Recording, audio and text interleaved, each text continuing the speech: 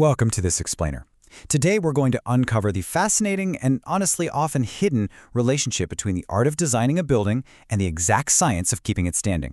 Think about the last time you stood on the pavement and just craned your neck to look up at a towering glass-paneled skyscraper reflecting the clouds. Or maybe imagine stepping inside a centuries-old, breathtaking stone cathedral where the ceiling just seems impossibly high.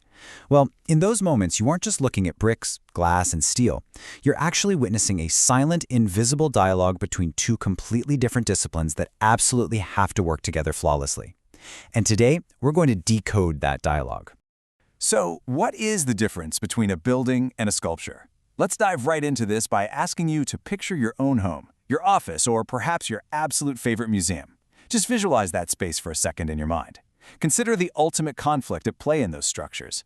On one hand, you have this profound human desire to create a striking visual form. We want something beautiful, something that moves us, something that speaks to our culture and our ambitions. But on the other hand, you have to survive the harsh, unyielding realities of physics and gravity.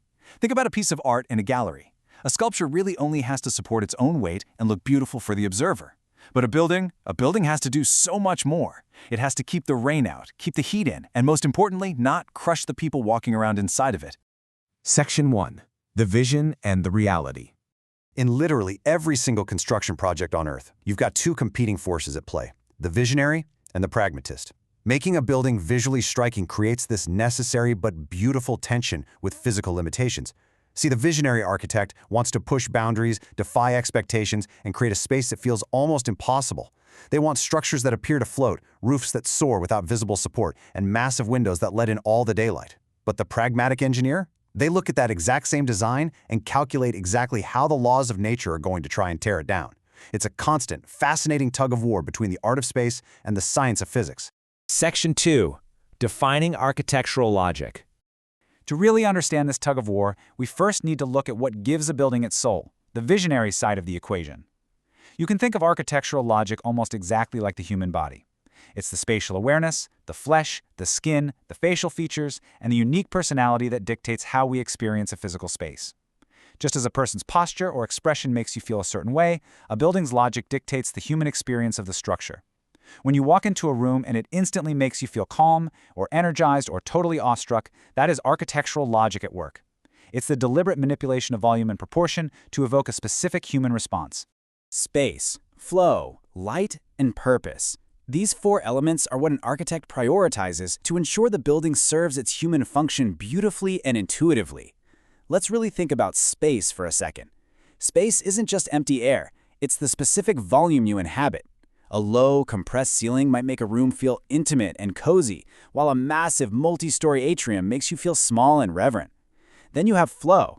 How easily can you navigate from the kitchen to the living room or from a hospital lobby directly to the emergency wing? Flow is basically the choreography of human movement. Or light. How does the morning sun cast shadows across the floor, warming up the room precisely when you wake up? And finally, purpose ensures a loud, bustling train station functions entirely differently than a quiet, contemplative library. These elements aren't just arbitrary aesthetic choices. They're the whole shebang. They form the fundamental logic of how a space is meant to be lived in day after day. Moving right along to Section 3. The physics of integrity. But as we all intuitively know, a beautiful, light-filled space absolutely cannot exist without a pragmatic, unyielding foundation. The crucial point here is that this is the skeleton that keeps the architectural flesh from collapsing under its own weight. If architectural logic is the personality in the skin, structural integrity is the anatomy. It's the rigid system of muscles and bones required to resist relentless physical forces. We're talking the steel beams, the concrete pillars, the load-bearing masonry. Without this underlying strength, the most brilliantly logical spatial design is really just a pile of rubble waiting to happen. It grounds the dream in reality. And this brilliantly illustrates the constant invisible battle happening around you right now. Just look at these proportions, because they dictate literally everything about how a building is engineered. Structural integrity works constantly, 24/7, to redirect massive forces safely into the ground. 40% of the battle is simply the dead load. That's the sheer, crushing weight of the building's own materials, the concrete slabs, the heavy roof tiles, constantly being pulled down by gravity. 30% is the live load. This is the dynamic part. That's you, me, the heavy oak desk in the corner. Every time you invite 20 people over for a party, or move a massive couch across the room, or even just walk down the hallway, you're becoming part of the active physics of your building. You are a live load that the engineers had to account for. And the final 30% is the environmental load. That's the sheer force of a hurricane-level wind pushing against the glass facade, a blizzard dumping tons of snow on the roof, or the earth violently shaking beneath the foundation during an earthquake. Your building is constantly fighting these three enemies at once, just trying to maintain equilibrium. Section 4. The tension between disciplines. With our two heavyweights defined, the art and the science, we hit the natural conflict between design ambition and physical limitation. When we put these disciplines head-to-head, you can see exactly why the visionary's desire for open, sweeping space clashes violently with the pragmatist's need for load-bearing materials.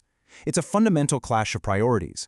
The architect wants light and flow, which translates in the real world to giant glass windows and vast open rooms without interruption. But the engineer looks at gravity and wind resistance and says, well, that's beautiful, but we actually need thick concrete walls and steel columns right in the middle of your open room just to keep it standing in a storm. This tension right here is the ultimate puzzle of human construction. Think about the mechanics of it. How do you remove a vital support column to let in more natural light without compromising the very skeleton of the building? The daring architectural idea of a floating roof or a massive column-free museum lobby is in a dead sprint against the rigid engineering constraint that demands physical pathways to safely transfer thousands of tons of load down to the bedrock. When these two opposing needs collide, it forces a compromise. Or honestly, better yet, a breakthrough. Section 5. Achieving perfect harmony. Fortunately, the greatest designs in human history don't just lazily compromise one for the other. They find a brilliant release to this tension. They find perfect harmony. Transforming a logical, artistic concept into a structurally sound reality happens through this exact three-step collaboration process, combining both disciplines into a single master plan. It starts with step 1, conceptual form, the dream, the spatial logic, the sketches that outline the mood and purpose of the space. Then it immediately hits step 2, load analysis, which is the brutal mathematical reality check of physics. Finally, it resolves in step 3, material selection. And guys, this is where the real magic happens. This is where material science acts as the ultimate peacemaker between the visionary architect and the pragmatic engineer. Maybe they decide to use a newly developed ultra-high-strength lighter steel, or perhaps they utilize a specialized carbon fiber matrix or an advanced engineered timber that allows the engineer to safely carry the immense load while simultaneously giving the architect the thin, invisible support lines they dreamed of. The material itself literally solves the conflict. The relationship isn't a battle to the death. It's a dance. Structural integrity informs the architectural logic and vice versa. True architectural masterpieces rely on the physics to actually shape the art. Think of the sweeping flying buttresses of a massive Gothic cathedral. If you've ever seen them in person, you know they are breathtakingly beautiful. But they really only look that way because they were specifically engineered to carry the impossibly heavy load of stone ceilings out and down to the ground. They weren't just decorative, they were structural survival mechanisms. The art challenged the physics, and the physics beautifully informed the art, creating something neither side could have designed on their own. So, the next time you walk past a towering skyscraper, step inside a massive modern stadium, or even just look up at the ceiling of your own living room, ask yourself this final question. Do you see art or do you see math? The beautiful truth is, you're always looking at both, perfectly intertwined. Take a moment to appreciate the incredible invisible harmony keeping it all together, suspended perfectly between human imagination and the unyielding laws of nature.